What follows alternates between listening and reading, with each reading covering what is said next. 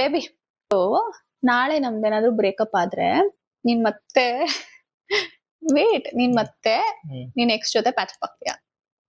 ಹಾಕ್ತೀನಿ. ಯಾಕೆ? Because breakup ಆದ್ರೆ ನೀನೇ ತಾನೇ ನನ್ನ ಎಕ್ಸ್ ಆಗಿರ್ತೀಯ. ಸೆಕೆಂಡ್ ಕ್ವೆಶ್ಚನ್, ಅಕಸ್ಮಾತ್ ನಿನ್ ಬೆಸ್ಟ್ ಫ್ರೆಂಡ್ ಹೆಸರು ರಿಯಾ, ಅವಳ ಏನಂತ ಕರಿತೀಯ? ನಂಗೆ ಯಾರು ಬೇರೆ ಬೆಸ್ಟ್ ಫ್ರೆಂಡ್ಸೇ ಇಲ್ಲ ನಿನ್ನ ಬಿಟ್ರೆ. ರಿಯಾಗಿ ಅಂತ ಯಾಕೆ ಕರೀಲಿ, ನಿನ್ನೆ ಕರಿಬೇಕು, ಇರೋದೇ ನೀನು ಒಬ್ಳು ನಂಗೆ.